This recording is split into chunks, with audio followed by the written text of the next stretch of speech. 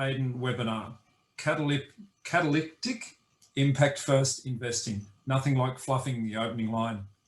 A discussion on blended capital for impact first investments. Today is also the launch of the Good Return Impact Investment Fund. I'd like to begin by acknowledging the traditional owners of the various lands on which we work today, and any Aboriginal and Torres Strait Islander people participating in this webinar. I pay my respects to elders past, present and emerging, and recognise and celebrate the diversity of Aboriginal peoples and their ongoing cultures and connections to the lands and waters. So briefly about AIDEN, the Australian International Development Network. Today is our fourth public webinar. We also have 2 roundtable discussions scheduled for this month, further plans for December, and a busy program already in planning for 2021, the first year of the Biden presidency. My name is Mark Kubert, and I'm a passionate member of the AIDEN team, which is chaired by Simon Lewis and capably managed by Julie Rosenberg. Today, we have a record number of participants on the webinar, 120 plus, which proves that this group is growing. It's a huge number for this not so fledgling group, so large that as I scan down the list, there were people I used to work for on it, there were people who were my past clients, and people who are still waiting for a response to my emails from a week ago. Anyway, enough from me and over to the experts. Our facilitator today is Lillian Klein. Lillian operates right at the intersection of impact investing. By day, she is head of client engagement at Impact Investment Group. In her spare time, alongside many other roles, she heads the Impact Club, Australia's first and only impact investing network. Lillian, looking forward to the conversation. Thank you so much, Mark, and it's absolutely a delight to be here for a number of reasons. Melbourne, the sun has literally just come out in Melbourne. We are literally allowed to go further than our 5 kilometres. So, as I just chatted to Mark before, I had decided not to look at the news in the last hour, but I think we all know that hopes and prayers, as the Americans like to say, that it's going to go the way that most of us want it to. Thank you to Julie and AIDEN for inviting me to facilitate this, this wonderful conversation today about catalytic impact first investing. I'm going to keep my speaking to a minimum because, as Mark said, I'm going to hand over very, very quickly to our experts.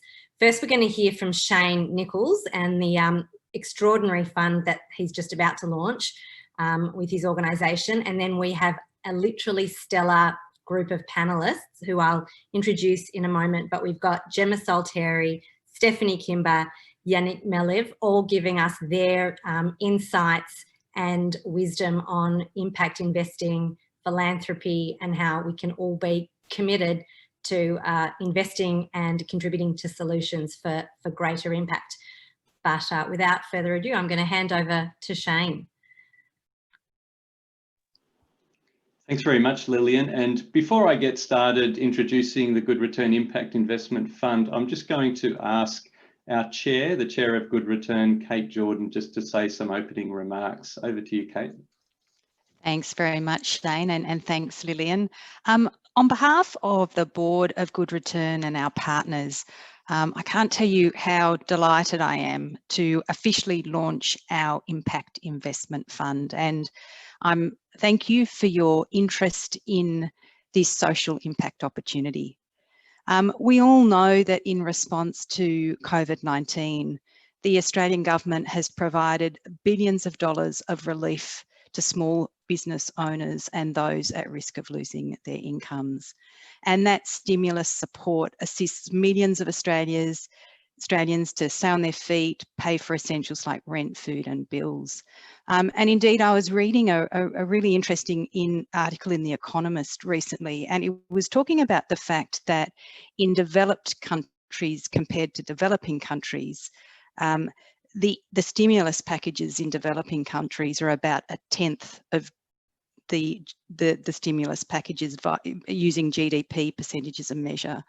And I think that really highlights this issue about, you know, what's happening in developing countries in our Asia Pacific region, where small businesses actually do form the backbone of the economy, but they're unable to access the type of stimulus package that we have in Australia.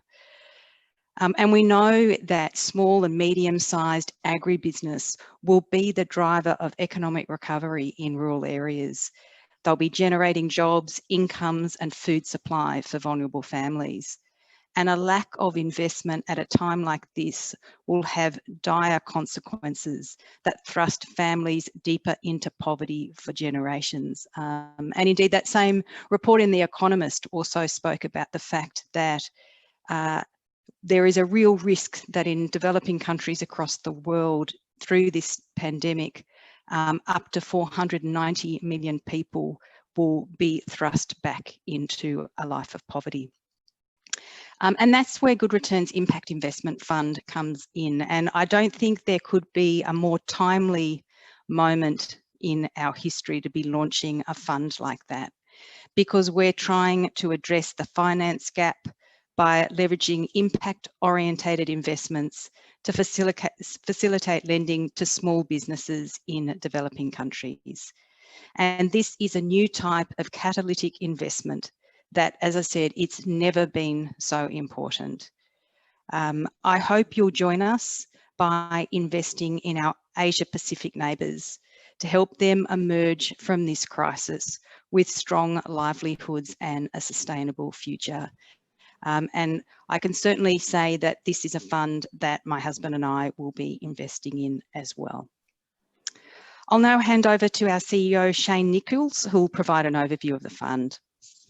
Thank you. Thanks so much, Kate. Hi, everyone. Well, my backdrop here is the beautiful Solomon Islands, and I thought it would be an appropriate place from which to launch our fund, because this is where it all began for us, supporting rural villages, such as the one you can see in the background. They're surrounded by coconut trees, and our pilot investment under this impact investment model was to work with a local social enterprise to help them extract greater value from these coconuts, processing virgin coconut oil for export. I'll talk a little bit more about that shortly, but I'll start by just providing a little bit of background on Good Return and why we established this impact investment fund.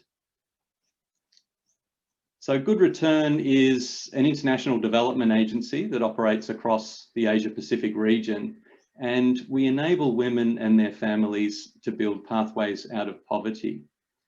There are three core pillars to our work.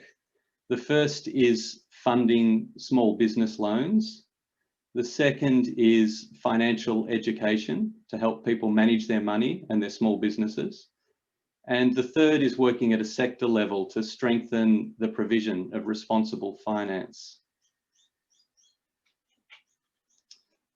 We've been operating in this space for about 18 years, and over that time we've partnered with over 50 financial service providers from across the Asia Pacific region. Through them, we've worked with more than 4,000 of their staff, building capacity at a sector level, particularly in areas of responsible and inclusive finance. And again, through these partners, we've reached more than 50,000 vulnerable people through access to financial education and small business training, helping them to better manage their money and their small businesses. We have an online loan platform that has funded more than 11,000 microloans. 98% of those loans have gone to women, and we have almost 100% payback under that program. And it's really that experience in microfinance that led us to identify the funding gap for slightly larger businesses and establish our impact investment model. As I mentioned, we've piloted it in the Solomon Islands and in the Pacific and funded 6 SMEs through that program in order to validate the model. And now we're launching a fund in order to scale it up.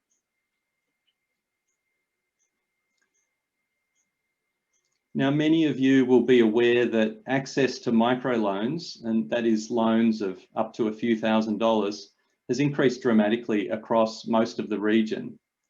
But it's the slightly larger SMEs that might require $20,000, $30,000, $50,000 to expand and employ more people that still struggle to access finance, particularly in rural areas where poverty is concentrated.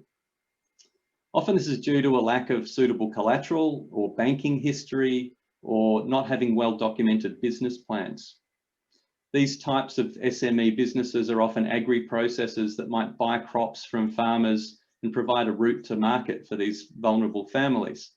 So we focus on SMEs that generate opportunities for them, in particular for women in the value chain. This group is what we refer to as the missing middle, and in this diagram you'll see that in developed countries such as Australia, small businesses have much improved access to finance compared to developing countries, where microfinance is providing much greater access these days to micro businesses, and the bigger end of town are serviced by banks, but it's those small and medium-sized businesses that are missing out. Our Impact Investment Fund directly targets 4 of the Sustainable Development Goals, number 1, 5, 8 and 17. And starting with 17 first, the way that we've constructed this model is to do what we've always done, and that is to support local partners, local financial service providers, as the providers of finance in their communities. We look for local agencies that are well placed to serve these SMEs. This includes microfinance agencies that are looking to explore SME lending, and one of our panelists today, Yannick, is from a microfinance agency that we're working with in Cambodia. We also work with fintechs who are reaching out to rural areas with more innovative financing models, and we're exploring a partnership with a fintech in Indonesia. And we also work with smaller challenger banks that are exploring new markets, such as what we did in the Solomon Islands. And we help these lenders to build a portfolio of SME agri loans by taking some of the risk by offering a guarantee. We also link the SMEs to business planning assistance where they need it so that they can meet the lender's requirements. And we work with the lender themselves to apply a gender lens to their investments, intentionally exploring opportunities to support women's economic participation.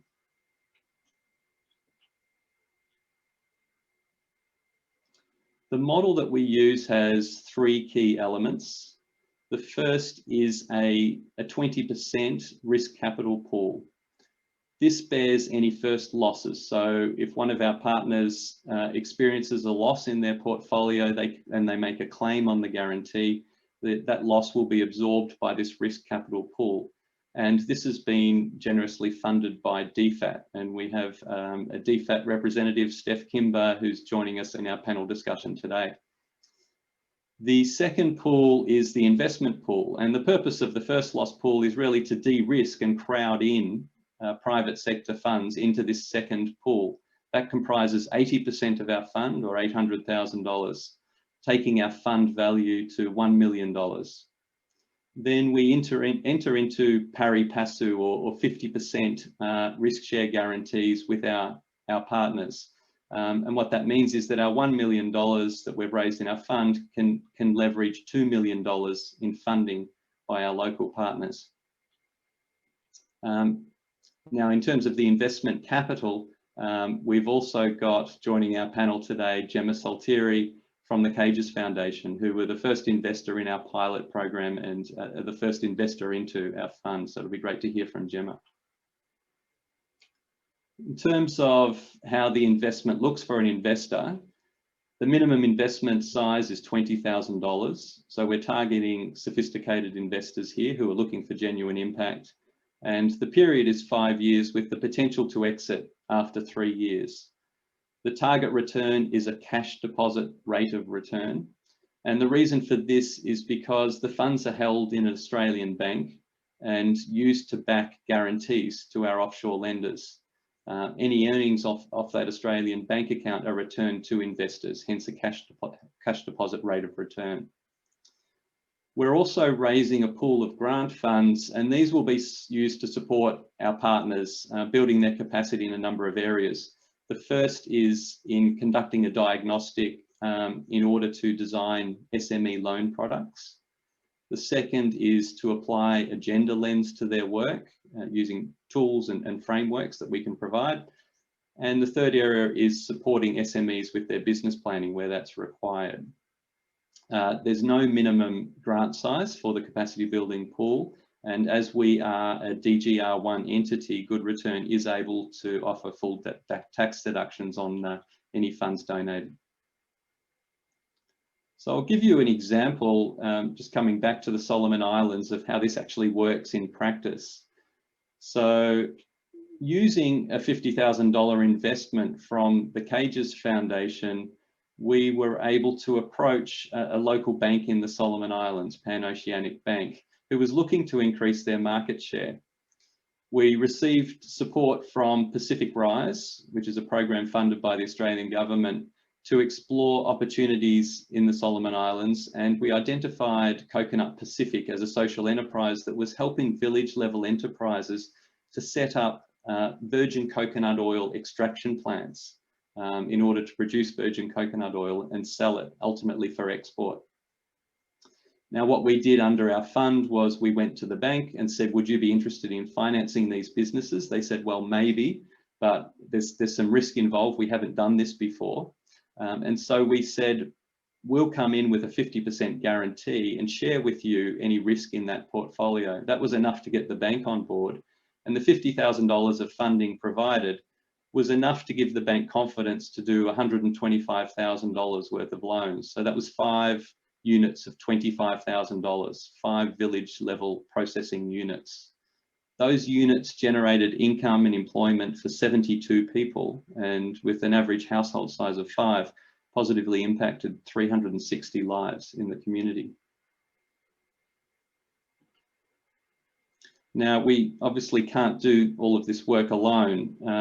Our various development partners help fund our work on the ground, scoping opportunities, identifying partners, and engaging with them to deliver the product and monitor and report back. We're able to contain our costs through generous pro bono audit and legal support.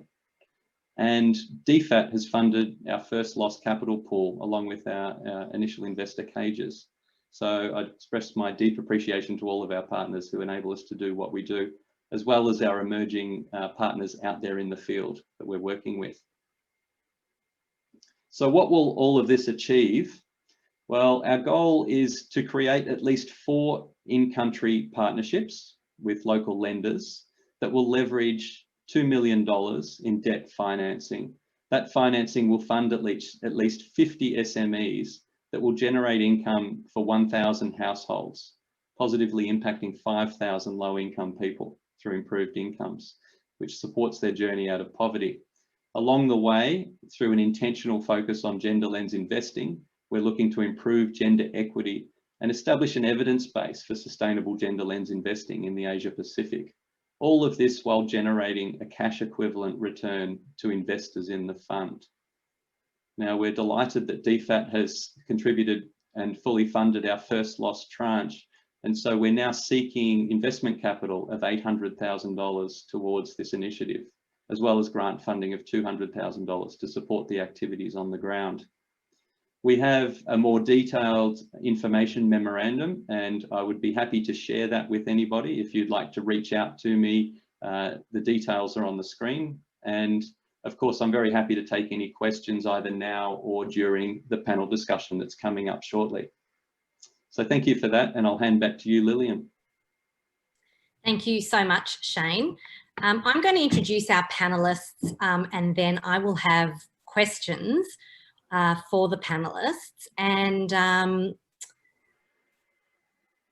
I just would like to remind everybody to please put their questions in the chat, and I will ask the questions as we go. One of the things that I just wanted to share, and of my involvement with Aidan and this wonderful fund, is the quote by Robert Swan, the great kind of adventurer explorer, who said, "The greatest threat to our planet is the belief that someone else will save it." And what I love about the panelists and this project that I'm about to introduce is the breadth of organisations and people represented. That it's not people saying it's the government's problem to solve it, it's the philanthropists' problems to solve it, or it's the investment community's problem to solve it. It really is a whole of community and whole of Australian approach to solving some of our most important problems. And so I just wanted to say what a remarkable effort it is to bring people together around a topic like this. So we have Gemma Salteri, a philanthropic investor, and she's the Executive Director of the Cages Foundation. We have Stephanie Kimber, Assistant Director, Innovation Exchange from the Department of Foreign Affairs and Trade. And we've got Yannick Milev, the CEO of the Shamroon Microfinance Organisation. I think I'm going to start with you, Gemma. I'd love you to answer the question or discuss how it is that a philanthropic organisation gets its head around impact investing, and what was your decision making around making this investment? I think you just jump in. I can only speak from my experience, but when we first started impact investing, probably about 7 or 8 years ago, we had no experience. But we decided it made sense to us philosophically and intuitively. So we learnt from others and we just started making investments. And I think until you start making investments, it's really hard to learn. And so my advice would be to initially to just give it a go. The decision to invest in this fund was an easy one based on our experience with Good Return. We've been recycling a no interest $100,000 loan with Good Return for about 3 or 4 years now, and the impact that keeps delivering, the social impact, is extraordinary. And so when Shane called and said, we're launching this fund, would you mind just rolling over again? It was an easy decision because of the extraordinary social impact we know that Good Return can deliver. Thank you. Stephanie, my next question is for you.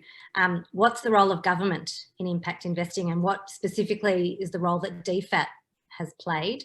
And to add on to that, what more could government be doing to support the impact investing ecosystem and to support funds like Good Return? All right, how long do I have? Thank you so much for having me. It's great to be here, and I also took a quick squiz at the attendees and saw some familiar names, so that was really nice to see people and be reconnected. So I think broadly the role for government is to catalyse and to market signal. So DFAT only has the ability to provide grants at this stage. So we are always looking for ways to make that grant money go further. And what Gemma said about recycling that money, we see great opportunity in impact investing to use our grant. You know, hopefully the whole guarantee doesn't get called in and we don't lose all of that, but we see our investment in this fund particularly as remaining, and when they raise future funds, which I'm sure they will, they'll still have our first loss there to entice investors in. So, I mean, we've just launched a new aid and development strategy, Partnerships for Recovery, and one of the key pillars under that is economic recovery. And we all know that the development program, the aid program, has been getting smaller, and even globally, it's such a small amount of the money that we need to reach the SDGs and to save the planet, as you say, Lillian. So we recognise that we need to work together with different sources of capital. There's just no way we can do it together on our own. Super quickly, DFAT works particularly in 3 sort of ways. We're working with partner countries to improve the regulation and policy environment. We're also doing a lot of investment in investment readiness and that sort of like entrepreneurial ecosystem support and pipeline development, which is often cited as one reason that investors don't go to emerging markets. They don't think there's any investable opportunities there. And then we also are doing blended finance, which is what we would call this. You know, we've got, I guess the biggest thing in the DFAT landscape in impact investing at the moment is the newly launched Emerging Market Impact Investment Fund, which is the first time, and it's taken about 3 years of pain, the first time that DFAT is having its own fund. It's a fund of funds where our aid, it can only take aid money at this stage. It's a $40 million fund, and it's going to be looking to signal to first-time fund managers, emerging market-focused fund managers in the region, and will be hoping to make its first investments. It'll probably take first loss positions in these sort of funds. Shane also mentioned PackRise, which is an awesome program that's working in the Pacific to sort of subsidise the quite expensive operation for intermediaries to go into the Pacific and find opportunities and get them investment ready.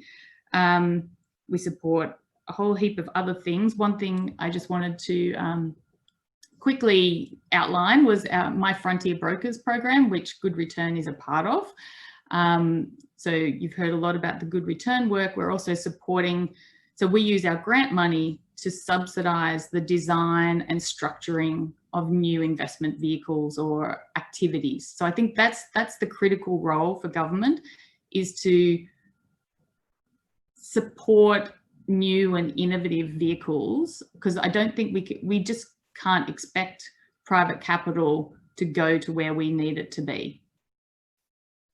So I'll stop there. I could go for ages. That's an interesting point, that we can't expect private capital to go where we need it to be, unfortunately. So I'm just going to take this opportunity to do a shameless plug for a bit of research that I know Impact Investing Australia is wanting to do, which is to create a blueprint for gender lens investing, so that Australia's been wonderful in supporting American initiatives and American research into that area, but it would be great for us to have our own blueprint on how to better do that here in Australia. So yeah, that's possibly another role where, you know, the more educated an investor group is, the more likely it is to kind of move capital into that area. Yannick, welcome to this session, and I'd love to turn to you for a moment to explain a little bit about what it is that your organisation does and what the benefit of a fund like Good Returns Impact Investment Fund, you know, what does it do for your organisation and how important is it? Okay, yeah, good morning. Thanks for having me. Yeah, so we have a long-standing partnership with Good Return that's taken us on many different paths of collaboration together, to supporting the financial literacy initiatives that we have, to supporting our staff through an e-learning platform, and lots of different initiatives that Shane mentioned that we've been part of. So we were very happy to hear about this new program that they were launching, which has 3 components, which we're taking part to, which are this guarantee fund, the capacity building to develop the SME financing within our organization, and then ensuring that all this happens with an adapted gender lens. So just maybe to give you a little bit of background about Shimran, the MFI that I'm CEO of, and how this all makes sense in that regard. So our focus initially is to work with low-income families for productive uses. So basically, we give small loans to help these families to develop income-generating activities, and so we cover around 40,000 families around 16 provinces in Cambodia today. We were initially founded by a French NGO back about 15 years ago, and then we were just bought out by some impact social investors from Japan about 2 years ago. And so this work of giving small uncollateralized loans to low-income families has always been our focus, adding to that work the work on financial literacy and ensuring that these families access loans in a responsible manner, and that doesn't over-indebt them, that they take it understanding the risks in taking loans. And this is something that in Cambodia is particularly important because of the saturated microfinance sector and the fact that there is a lot of concern about over-indebtedness here. So the work that we do in giving access to these small loans by helping them do so responsibly and making sure the loans are adapted is work that we'll continue doing, and that has even more relevance in the current context of people having lost money from the remittances, from garment sector, tourism, and other kind of pillars of the Cambodian economy that have been affected. So in that process, our idea was to expand that work to, I'm just going to explain to you, but there's a thought process that led us to this program. I'll try to be succinct, to try to understand the theory of change and how that how this program really makes sense. So the idea was to go deeper into rural areas, to find ways to finance families that were more isolated, that were had less access to adapted financial services. So in that process of doing so, we thought, well, why don't we try to work with the actors and the networks that are already present in rural areas, and try to piggyback some of these platforms there for efficiencies in the way that we're going to deliver these services, promote the services, promote the trainings, do collections of loans, etc. And as we did so, one of the main platforms that we thought of were agricultural cooperatives. And so we thought, there's around 1,200 cooperatives agricultural cooperatives in Cambodia, who have very varied roles in terms of how they support different value chains. And and as we were talking to these cooperatives, we realized that actually those cooperatives themselves had issues accessing financing.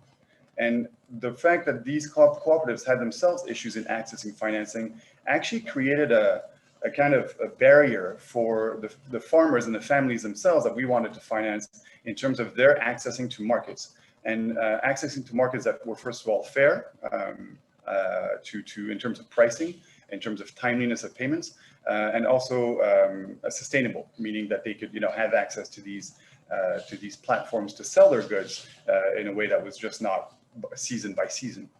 And so we started looking into, well, okay, how could we maybe actually do some upstream financing of these agribusinesses, while at the same time supporting the families, but in a way kind of building that ecosystem. And the more we delved into that, the more we realized that the agricultural sector, the value chains are very underdeveloped, understructured, and that the whole market and value chain, actually one of the main reasons that it's underdeveloped is because of access to financing. And the main barriers, and I think Shane touched a bit on that, these agribusinesses aren't able to access financing is essentially primarily because of collateral requirements. And those collateral requirements in Cambodia are generally to provide a collateral that has a value of 150% or 200% of the loan they're asking. So it's extremely conservative.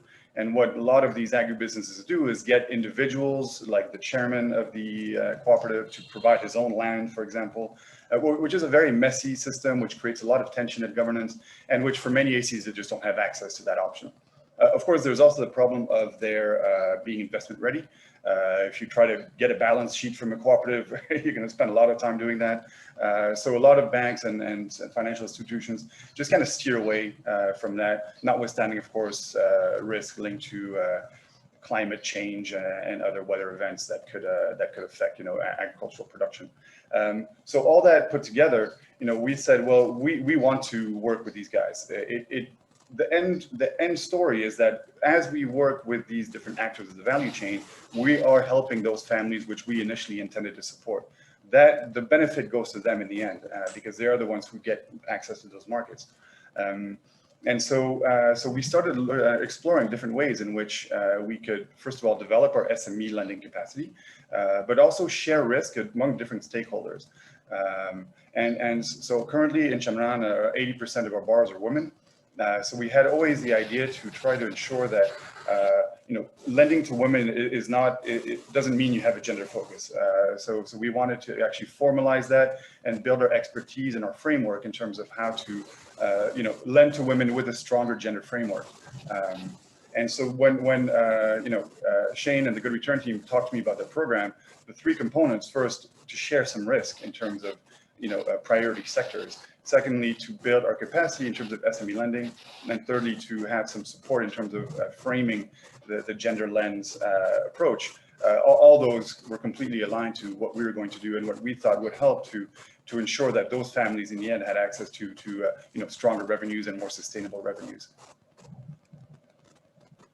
Thank you, Yannick. And just a reminder to all of the attendees who are on there, if you've got some questions, please do put them in the chat and I'll be sure to ask the panelists. But I'm going to return to you, Shane. Speaking of good returns, a lot of words that we hear again and again in 2020, unprecedented is one of them. As we know, we all look forward to more precedented as opposed to unprecedented times. Catalytic is another one of the words that we keep hearing in 2020. In what way can your fund be described as catalytic?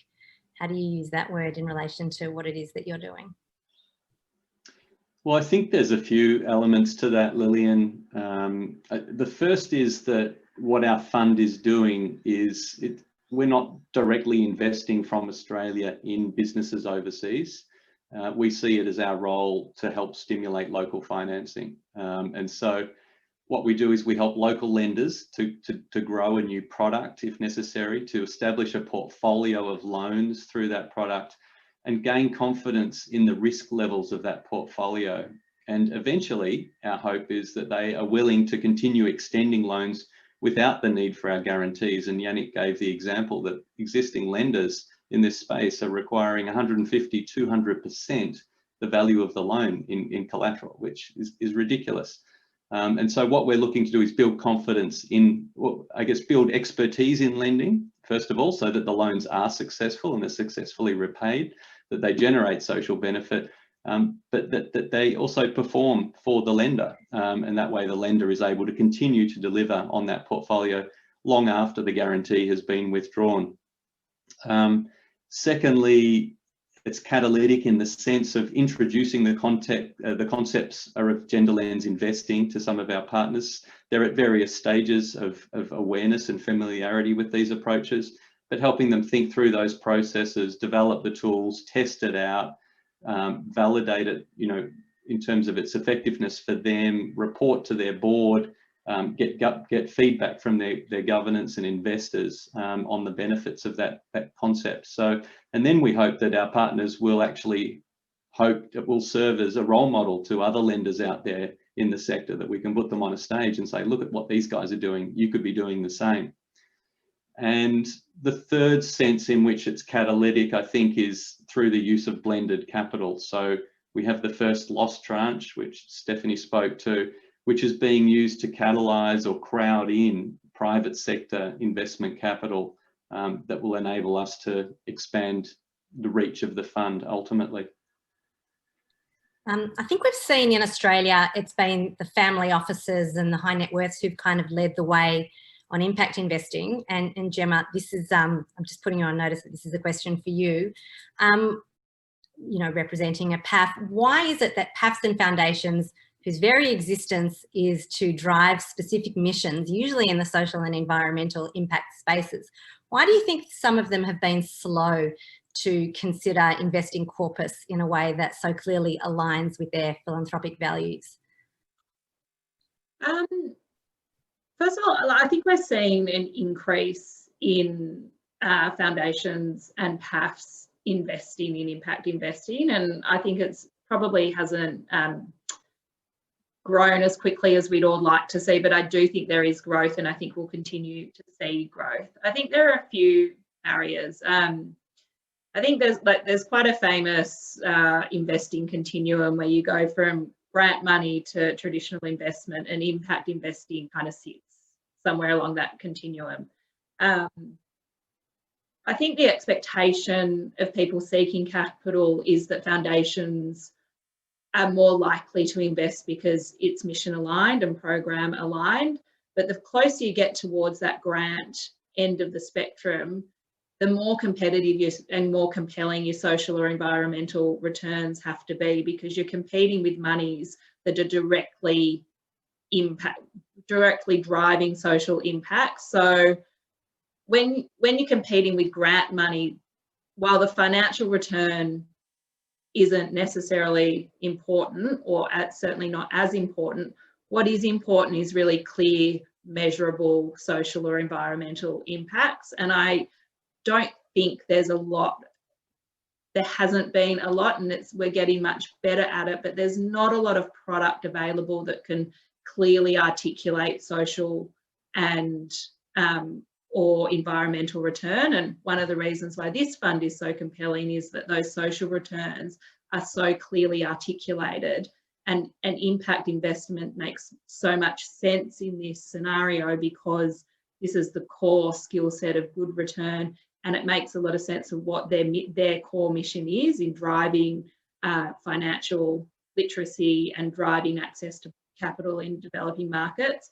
I think the sector, like the closer you get to kind of the traditional impact investment end, where you're driving high financial return with a secondary benefit of social or environmental return, I think you've seen that market grow more quickly because it's much more aligned to what the corpus is traditionally supposed to do, which is deliver a financial return so you can grant more money. So I think like that's one that not necessarily confusion, but that competing for funds is one of the barriers. I don't think there's an expertise in the philanthropic sector around how to do impact investing, how to measure the social impact or the environmental impact. I also think there's confusion around fiduciary duty, and sometimes that's kind of held up as, oh, we can't invest in that because it's not enough fiduciary duty. And then you'll say, what is your fiduciary duty? Oh, I don't know, but I can't do it. So I think there's a fear of the unknown. So I think there's quite a few barriers that have stopped PAFs investing their corpus, and some of the legislative framework which is starting to shift under PAF guidelines or has shifted, but there needs to be growing awareness of what you actually can and can't do. Great, thanks. That's a very comprehensive answer, Gemma. And hopefully with the, I'm sure most of you on this call saw that interesting challenge to a superannuation fund about not taking into account the risk of climate change. I wonder, or, you know, climate risk has to now, well, in at least one case, be considered by a board of directors. It'll be an interesting space to follow. A question for you, Stephanie, around governments around the world and where Australia sits in terms of best practice and what you've seen, or how Australia compares to other players, whether it's the US, the UK, other players who are taking an impact investing or an impact first approach to development. Yeah, look, I think in many ways of measuring how well we're doing, we are in amongst the leaders. I think we can particularly say that we are leaders in gender lens investing, in applying a broad lens across everything that we do and everything that we support. That's why Good Return was successful in our Frontier Brokers tender. So we are definitely up there with the most pushy donors around gender. Canada probably outstrips us in their feminist foreign policy, but they have way more money than we do, but they have been very slow in getting that towards non-grant instruments. They're doing a lot of granting, which I think is super valuable and really needed. And I think, you know, where the size of our development program has, you know, continues to be a constraint to how much we can do. I think we are one of the only donors in Asia Pacific that focuses on this enabling environment, the entrepreneurial ecosystem. We actively fund the support and capacity building of incubators and accelerators and financial intermediaries. And that is a really critical role for government, for foundations, for other organizations that have ready access to grant funding, because investors typically don't want to be spending money on investment readiness. They may be willing to spend some money on technical assistance to their portfolio once it's up and running, but nobody wants to pay for the incubator or accelerator program that is contributing to the pipeline of investable opportunities. So like USAID is doing a lot of very similar things. They have this very large, everything they do is much bigger than us in every way, but we're very aligned along this support to supporting financial intermediaries, helping technical assistance for that very early investment readiness. You know, one of our projects, Biduk, which is in the Frontier Broker family, works in Jakarta. They provide very bespoke loan products to women and other impact-focused entrepreneurs. You know, and the people they're working with, they don't have accounts in a software. They maybe have a box full of receipts. You know, there's a large gap between where an entrepreneur might be delivering some impact to having them ready to even take on a loan or work with a financial institution like a bank, and a huge gap to where they would be to be interesting to a venture capital fund. I don't necessarily think venture capital is very useful for impact in emerging markets, not when you're looking to try and support the sort of steady growth businesses that are delivering a lot of impact. I think supporting businesses with a rapid, that sort of hockey stick growth is not very useful for the types of businesses that we see and interact with. Thank you, Steph. Shane, a couple of questions for you I'm going to ask in a row. One is, does Good Return make sure the clients you're working with are taking account of climate risk and the need for climate adaptation in their businesses? First question. And the second question, what do you believe the impact of the current low interest rate environment might be on investor appetite, given that your, you know, the cash rate of return is what is the rate that investors will be receiving? So two slightly different questions, one on climate risk and I guess the other one on cash rates. Sure. Starting with the climate risk one, it's a good question. You know, it's difficult when you're working with small businesses to engage intensively around topics such as environmental sustainability and climate adaptation within their business, because the size of the investment, it's very hard to justify a lot of technical assistance to support them. And so one way we've got around that problem is by, with each of our partners, focusing our support on a particular agricultural value chain and one or more value chains. And what that enables us to do then is to get to know that value chain really well, the different actors in the value chain, what their financing needs are, but also what the potential environmental impacts of their current activities are, and also how, you know, climate adaptation might require changes to that value chain over time. So while it may not be viable for us to do that on a business by business basis,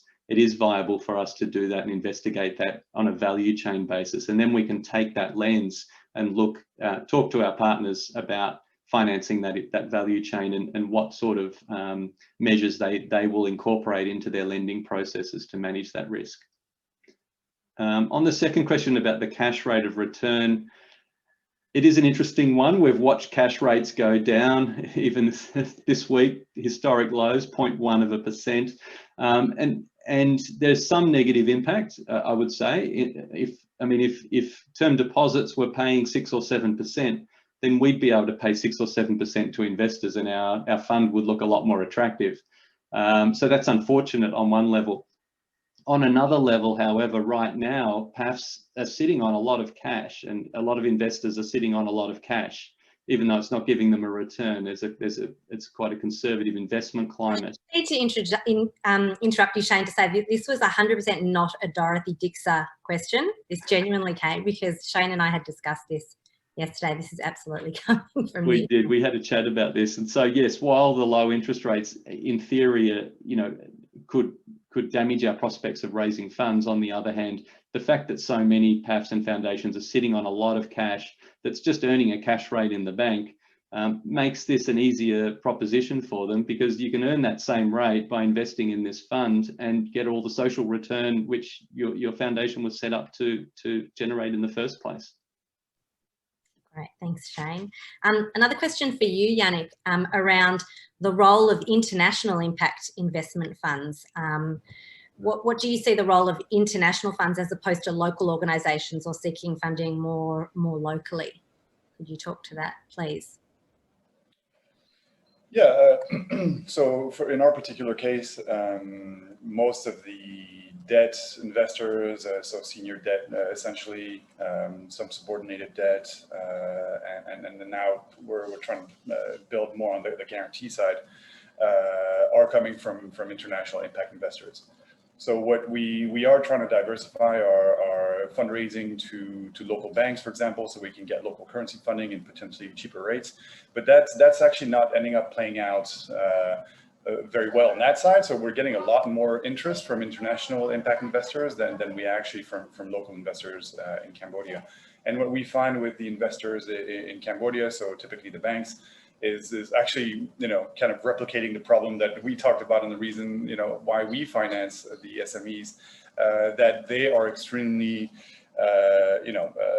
not ready to engage in partnerships without taking any risk. And so we find that the risk appetite for the international investors is higher and allows, and even without there being significant risk, to be honest, from what I can see from me running this business, they are on paper taking more risk, but the ways that local investors are analyzing risk is it's a huge barrier for businesses like mine, and then everything downscale to access. So I don't know if that answers the question. But. Do you see them as competing? Yeah, to some extent, but I think at this point there's enough space for, and namely related to this question of risk appetite. So the markets that local investors and the sectors that they're focusing on, and the ones that the international investors are focusing on, targeting the impact space, I don't see much overlap. There's a little bit, but not much. If those local investors, increase their risk appetite, then there will be a lot more overlap, and it may make it a bit more difficult for international investors to find, opportunities, namely from a pricing perspective, because a lot of the business here are extremely price sensitive, so a lot of local banks here, for example, who are getting financing from Japan or Korea are getting extremely cheap funds and can on lend at lower rates. So there could be a pricing issue, but so far, because of this question of risk appetite, I don't see too much overlap. Thank you. And I'm going to have one final question, unless anyone is putting more questions in the chat, and that's going to be for Shane, but please, anyone on the panel jump in. In what sense is the fund impact first? And if you could just talk to that a little bit. There are some people on the call who are very, very sophisticated in the world of impact investing, and others who I know are sort of at the beginning of their journey to impact. The way I always talk about impact is that it's not necessarily, and well, it's not at all an asset class, it's more a lens through which you do your investing. Some people do impact first, some people do finance first. People take different approaches, and everybody has their own way of doing things along their journey to impact. Shane, could you talk to a little bit, talk to that impact first element of the fund? Sure, Lillian. I think in its essence, it comes back to the fact that we started with the problem and then looked for a way to finance that problem. And while that might sound really obvious, I think you'll find for a lot of impact investment funds, that's not the way they start. They start with a bucket of money and then work out, well, how can I make this money do some good? They go looking for a problem.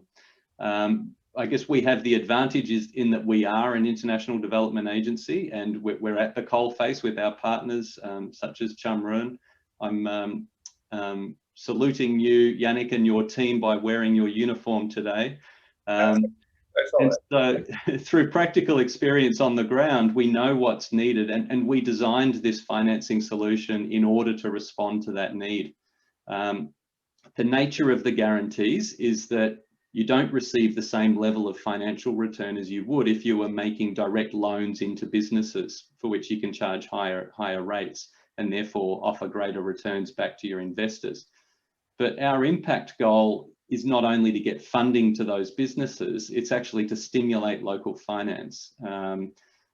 Now, in addition to the financing side, there's also the technical support that we offer in order to maximise the social impact. So together with our technical partners at Palladium, we conduct a diagnostic and help them develop their products. We've talked about the gender lens investment side. So there's a lot more to it than just the provision of finance that goes on in order to maximise the impact. So while there's a lower financial return, there's a very clear and deliberate social return that you get from the investment. and while we're just in the granular, what's the average term, Shane, of the loan that you'll make, and how can an investor exit after 3 years? So the guarantee agreements that we form with partners typically start, they vary, but usually about 3 years in duration. And so for the initial guarantees that we place that have a 3-year life cycle, the commitment of those funds will be released after 3 years. As we bring on more partners over the next 2 years, those 3-year agreements will be staggered. And so the overall fund has a life cycle of 5 years, but some of the funds will be available for release after approximately 3 years. And so that means that some investors, if they wish, will be able to withdraw their funds earlier than the 5-year commitment period. And of the 800,000, how much has been secured, and are you finding that it's coming from individuals or foundations? So it's a combination. We've already raised, so towards our overall target of $1 million, we've got just over a third, including the DFAT first loss component.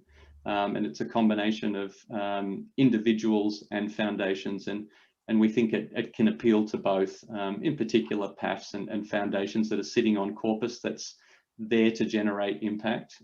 This presents a low risk opportunity, and as I said, an alternative to cash to them in their portfolio. Okay, thank you for that, Shane. I might hand back to Mark if he's ready to come back. There he is. Yes, I'm ready, and wow, that was fantastic. Look, I'm someone in my life, I mainly just focus on granting, but I learned a lot today, and I think I'll be putting an inquiry to learn a little bit more. Lillian, thank you very much for chairing today. You made it look easy. It's not. Thank you very much. Thank you to all of the panel. You've made us all a lot wiser about impact investing today. And Shane, all the very best for the launch of the fund. The recording from today will be available on the Aiden website within a couple of days. You do all have Google machines, so feel free to search out any of today's presenters if you wish to follow up the conversation. Failing that, contact Julie Rosenberg via our website. Our next webinar, it's next Tuesday, 10th of November at 4:30 p.m. It's titled Global Problems, Local Solutions, Connecting with Leaders Working in Refugee Settings. That panel will be hosted by Sophie Neal, who these days is at Human Rights Watch Australia. The Australian International Development Network, it's all about more and better giving. Don't be a stranger. If you want to give more, if you want to give better, if you want to invest better internationally, or if you're on the doing side, contact us. We're eager for your assistance, for your resources and your ideas. Everyone, enjoy the rest of your day.